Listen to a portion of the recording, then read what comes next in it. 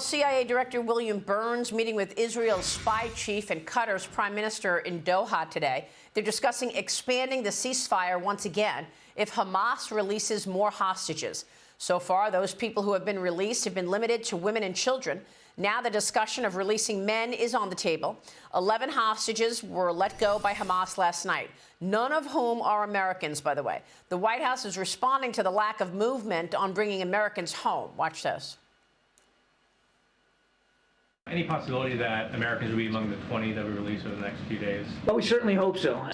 We don't really know until you get into the end game who's going to be actually on that list, and then even then you got to watch closely to seeing if who's on the list is the folks that actually come out. So we're watching. And well, why don't we know? I mean, shouldn't we know more about this since we are negotiating with terrorists? We are learning over the last hour that 3 explosive devices were detonated near Israeli troops in 2 different locations in the northern Gaza Strip, potentially violating this framework of the current ceasefire. Joining me right now is former Connecticut Senator, United Against Nuclear Iran chairman, and the author of The Centrist Solution, How We Made Government Work and Can Make It Work Again. Joe Lieberman is back with me. Joe, great to see you. We just are learning this breaking news that there could have been bombs detonated, breaking this framework, which was supposed to be a ceasefire as Hamas releases hostages. I know you don't know anything about the breaking news. We're just getting it now. What are your thoughts on whether or not this ceasefire gets interrupted if, in fact, there are violations of the agreement?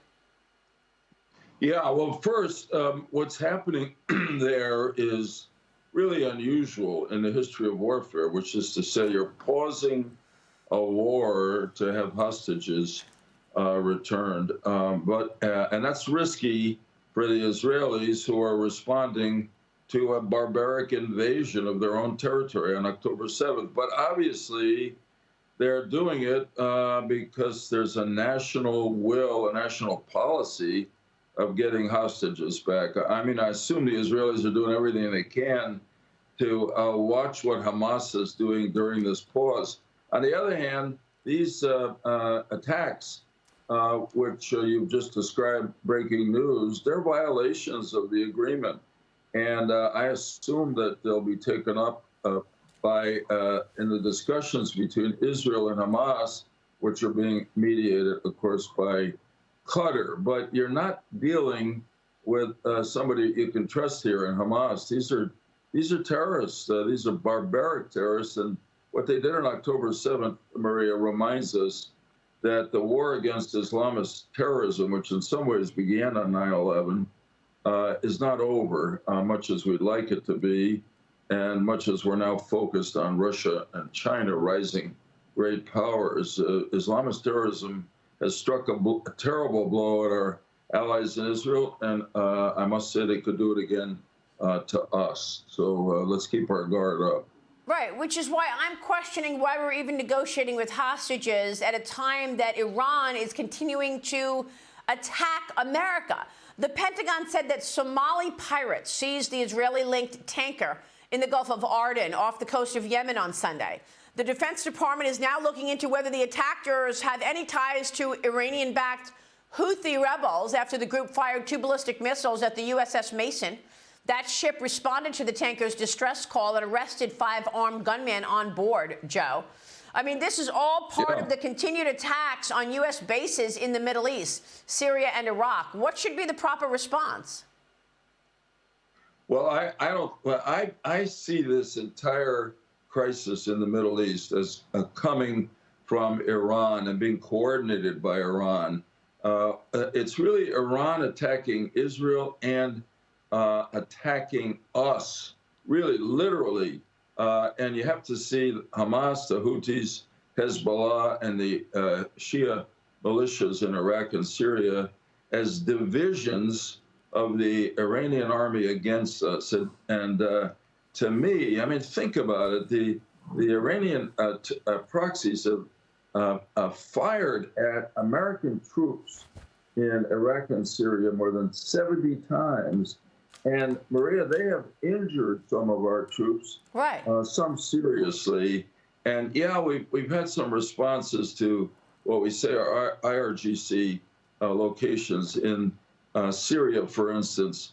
But we've got to go to where this is being ordered to happen and strike, in my opinion, militarily strike locations in Iran that are run by the Islamic Revolutionary Guard Corps, the factories where they build those missiles and drones that they're firing at our troops. I mean, think about it. They've attacked the American military more than 70 times.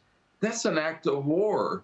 Right. And the U.S. has not responded adequately. And it's only going to get worse. Same true of the Houthis who are jeopardizing maritime travel. Okay, maybe there's some Somali pirates involved, but who responded to our arrest, basically capture of the Somali pirates? The Houthis did. Right. This is all being coordinated by Tehran, and until they're held accountable, it's not going to get better. Incidentally, just one more word.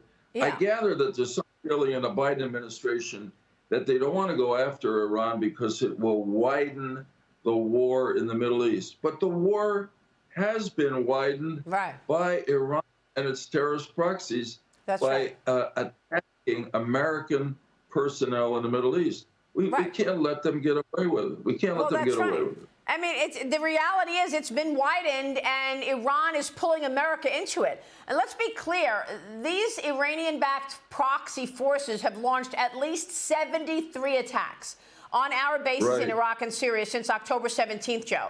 I mean, this is just in the last couple of weeks. October 17th, 73 attacks, and yet the White House has been hard-pressed to connect any dots of this to Iran. Why?